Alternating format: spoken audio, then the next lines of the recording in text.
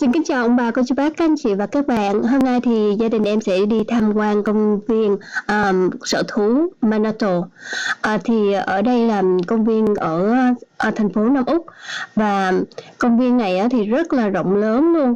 Và khi mà mình mua vé đó thì mình phải đi qua cái khu này để mình đón những cái chuyến xe bus của công viên này ha. Tại vì những chiếc xe bus này chỉ chạy trong vòng công viên này thôi. Tại vì cái diện tích nó quá rộng á, nên chúng ta không thể nào mà đi bộ được, mà cũng như là có những cái phân khu á, nó có những cái loài động vật giống như là sư tử này kia nọ nè, vậy vì người ta sẽ không có cho mình đi bộ đâu.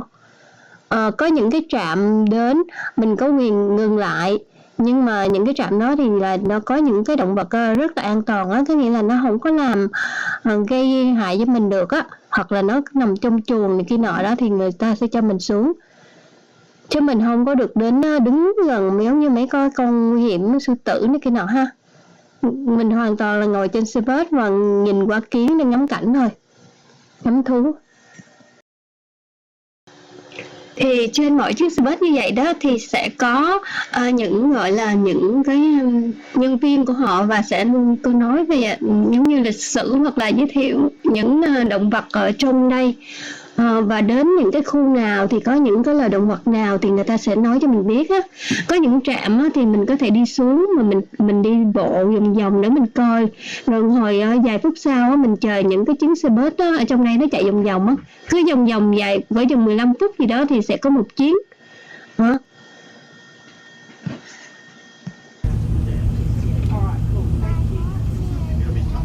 Chưa có.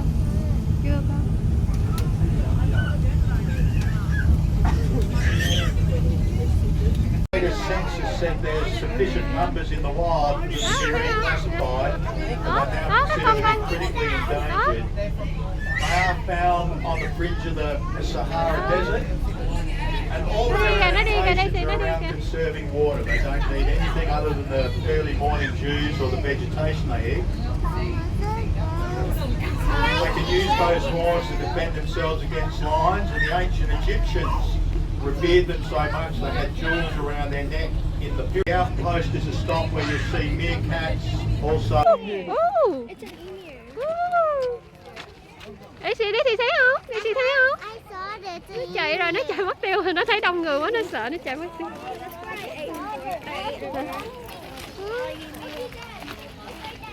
Nó dạng quá chừng luôn.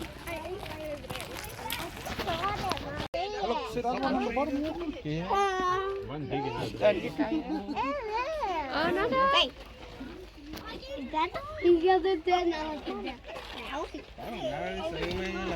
Sao ra bụi anh, bụi lắm. Nó mang được, nó mang đi có gì đâu.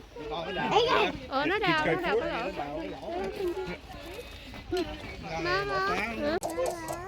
Hả?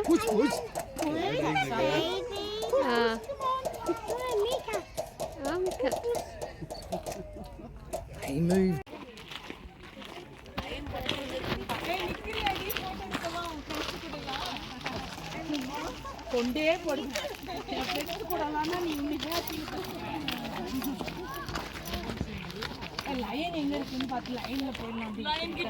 Đây con gì ngộ vậy? Ngộ. Ủa trong đây có con này, có con bé khách nữa. Mama, these are much bigger. Much bigger. Ủa còn cái con nhím này đâu? Chị Minh kìa. Đây nó dạ đó. Ôi nó chạy vòng vòng kìa. Lấy nó chạy vòng vòng. Cái go. Đây hoang dã.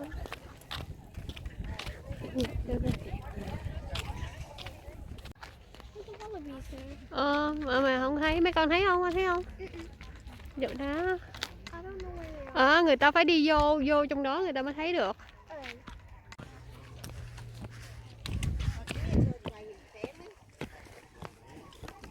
Wow, cái này cũng giống như cái zoo vậy hả?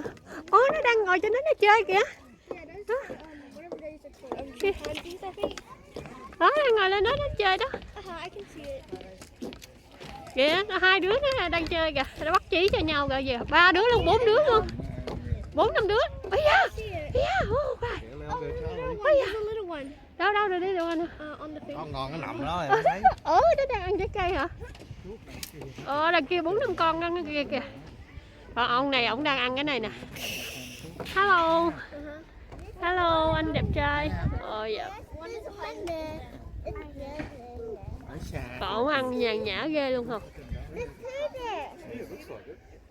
Thì leo lên đu nhỏ cái gì đóng ở trên kìa. Nhiều lắm mấy con trên đó đó. Nè, ở đây 2 con nè. 2 con đang ôm nhau nó chơi nè. Bắt chí gì cho nhau đó chả biết nữa. Ở đây gần cho xích đu.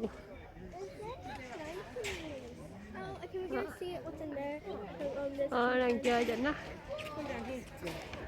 Ông này cũng đang chơi một mình. Anh chơi một mình. Dễ thương quá hả? Leo hay quá chừng, leo hay quá chừng luôn á. Hả? Ok đi. Cái này hả? Cái đó không đó. Bên kia kìa, hai đứa trên kia kìa. Hả?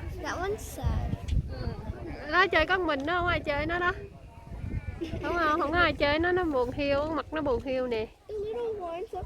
Không chơi, đi kiếm người ta mà chơi, ngồi đó mình sao chơi. Không có ai chơi hết trơn hả? Ở đằng kia có con little one kìa. Sao đi little one over there? Ở nhớ cái khúc này quá chừng luôn kìa mọi người. Ôi ôi, nó ngồi nhau như là mấy bạn mà ngồi chơi với nhau chơi nhóm vậy ta. Dễ thương quá hả?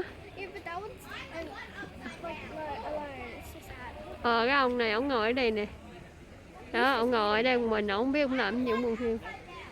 Cái ông kia ổng đang ăn nè, ổng tận hưởng đồ ăn. Ghét tình. Đi chơi trên đó đó, nó xích leo lên đó nó chơi đó. Cái đất trốn á. Nó nhỏ xíu đó hả? Thấy chị thấy không? Ở đây nè. Kìa. Hai đầu đây á. Ở đây này, đây đi, over here.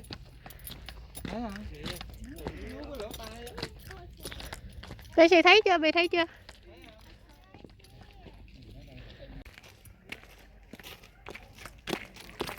Con đó đủ không?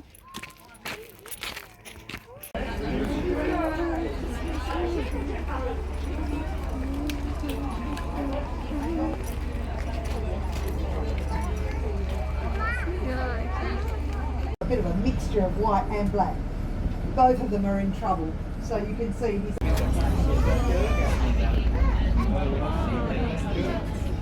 Wow, beautiful, many.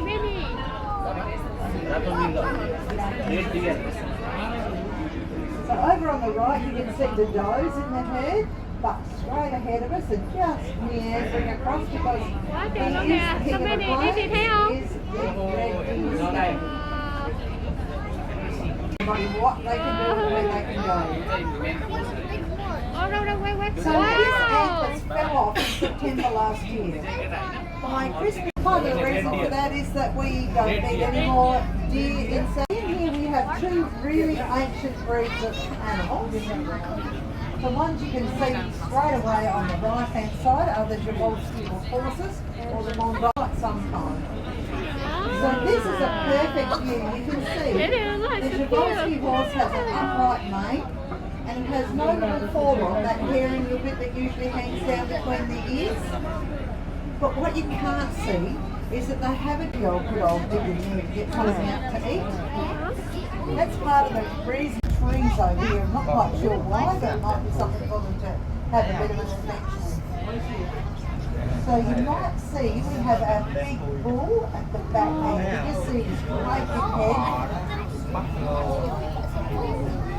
He was a really inspiring sort of American black is brown. But if you look a little bit further ahead, you'll see he has a mud wallow, and he loves to roll around in his mud wallow. And that gives him, because they can't sweat, that keeps his body temperature down. It also provides, they like to, that's one of their favourite toys is to play with it. So if you wanted to, you could get off here and walk up along the path and you get a nice clear view. You you can't get out. That's what it's called. And it saves us a whole heap of water problems. Chụp anh đi, chưa thấy rồi, đây. You can just see the straw. Yeah, bunny over It's there. a rabbit. Yeah, bunny. Oh, you're serious. From Africa? Who knows where he's from? Probably England in the first place. Or his ancestors of the African antelope.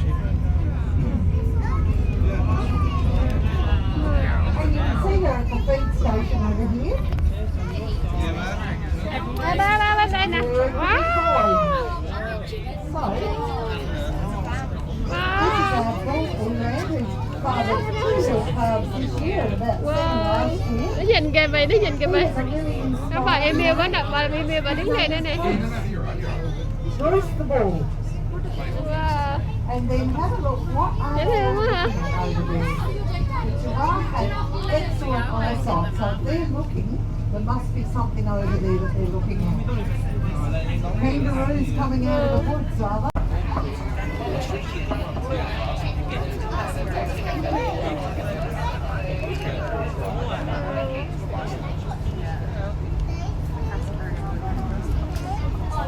And you can see we've got the browse, they can eat the leaves and bark off the tree, off the browse. We can't really afford to cut down so many branches that we feed them just browse, so they have the supplement of leaves and hay.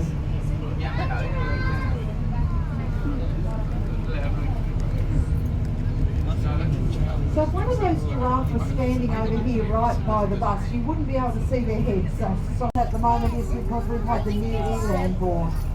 And it's really important to protect those young eland because the zebras can be really territorial. In fact, my cat's been there for a little while. So just getting back to the giraffe, because they can't lay down to go to sleep, they only sleep for about 5 minutes here and 5 minutes there, all night. So perhaps half an hour in total. They drive the eland nuts because they're always wandering, stumbling over the top of them. They want to sit down, have a good sleep in their herd. Because they've got really good eyesight, they can see up to 2 kilometres away perfectly well. And through the day they do. They look at each other, they know where the herd is. But at night time, they can't do that. So they call to each other. Do you know what now? Actually, until... Nó hai baby hả? Nó có bầu hả? Anyone here from Western Australia? Yep. That's your boy. Anh nó lại gần á. Anh nó lại gần kìa. A genetic program for our birthing what's he up to? He's just about getting You know, it costs $10,000 just to lift the electrical lines to let him underneath in the big speed. Cái gì ở đâu vậy? Trời ơi, trời ơi. Bất cỡ rồi. Quay quay. Trời nó lại So you can see the pig has just put out some hay and there's a giraffe exploring up there to say, well, I think I'll have a little bit of that. người ta dục cỏ cho nó ăn đó thấy không? Camille was hand-reared by the keepers and as soon as she sees something like that, she thinks, Rất là ngon à. she's trying to get in through the window and get in there.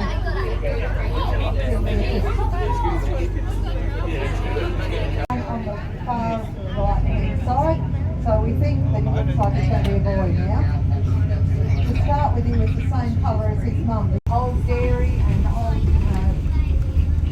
stables up there. You can walk along and see information about what it was like to live here in the early days as a white settler. You can see in the corner a big male.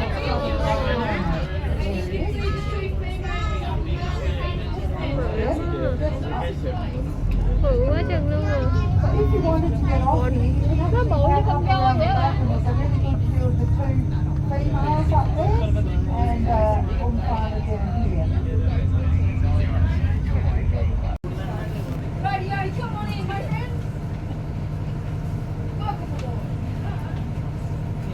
25 years ago. We're not quite sure how old he is because at the time no one knew how old he was. And he came over here with 3 other rhinos and girls in here with him, and it's not quite so confronting for him. So baby rhino is born with no more.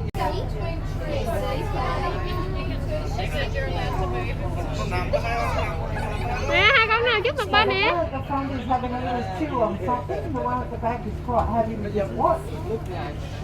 Vị thấy So không? they form Nè, a vị thấy không nè? coalition with each other and they're quite happy to live together. The females like to live solitary lives, and in fact they won't cycle to have babies unless they are living in their own habitat. You can really see she's stalking up. Out in the wild area out there, as the sun comes down, you've got heaps of kangaroos come out into eat out here. So these girls often will be seen roaring up the side. They have no chance. They know they have no chance, but it's lots of fun to go chasing anyway. She's a long tail with a white tip at the end. That they turn that tail and they can change direction really quickly and easily. So they have bones that are extinct 30 years before. We took that and they... Ủa, nè. Oh, there they are over here. Okay. These are the painted dots in the pack. No, they're looking, but they're not chasing, so we're able to stop. So if you wanted to stand up now to look out the window, you can do that. Especially if you're on the left-hand side, because they're all lying down. Nó ngồi xem xe hả? So for them, the cat is the ultimate. It's quite funny because the lady in charge of the painted dog's name is Cat. And Cat said to me one day, because I said to her, you're always talking about how lovely the hyenas are, you have a great relationship with you, you're so incredibly understanding of humans, love a good scratch and a cuddle. What about the dogs? Nó nhổ kìa, nó nhổ người đó kìa. Dogs are more of a relationship. Ôi, And she said they just see me as a nó mệt thì sao nó không được. nothing else. They don't have any relationship. Nè. So these are the spotted hyenas. There's a younger one there and mum's down at the end over there. This is Camille. Thì nó đóng sống theo bầy á, nó không có một mình. I think that this is Camille. The only way you can tell him is if he looks at you. Kìa đằng kia He's có got a con little kìa. cut Kìa nó on nằm. his, and when Kìa có con nằm hết it kìa. fixed itself, it looks like he's smiling with one try to replace. And that's when they attack it. So they are such successful hunters. They have an 85% success rate. But they look like, you know, when young men try to grow a moustache, and it doesn't really quite work. Well, that's what Chad and Ruka look like. They haven't really had successful manes just yet. Just while we're here, have a look out. They're still pretty interested in what's going on back in the Ồ, kìa quá chục bự luôn á, bự lắm á. Em thấy rồi, em thấy rồi. So because these 3 boys were born at the same time, they already established who's the dominant ones. It's the same with Ruka and Chad. Chad is the dominant one. He's quite easy to spot because he's got big black spots underneath. And they say that the darker their hair, the more testosterone in their bodies.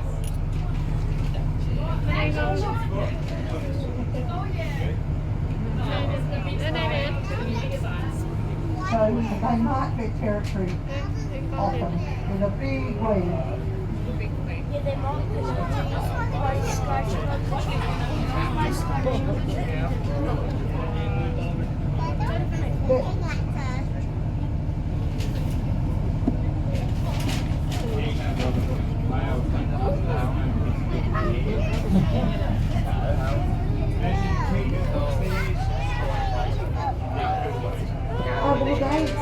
Good question from the front. What's the strike rate of a t-shirt?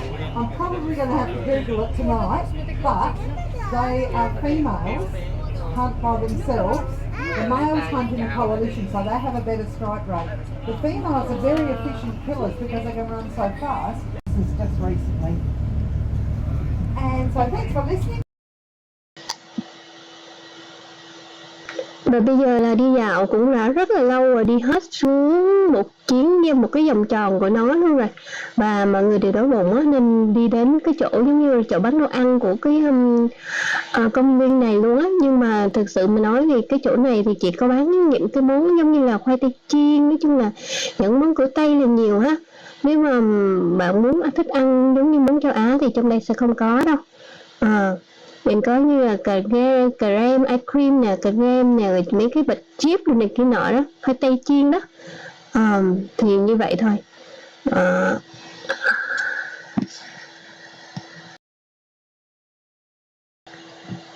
Em xin chân thành cảm ơn ông bà, cô chú bác, anh chị và các bạn đã theo dõi nha.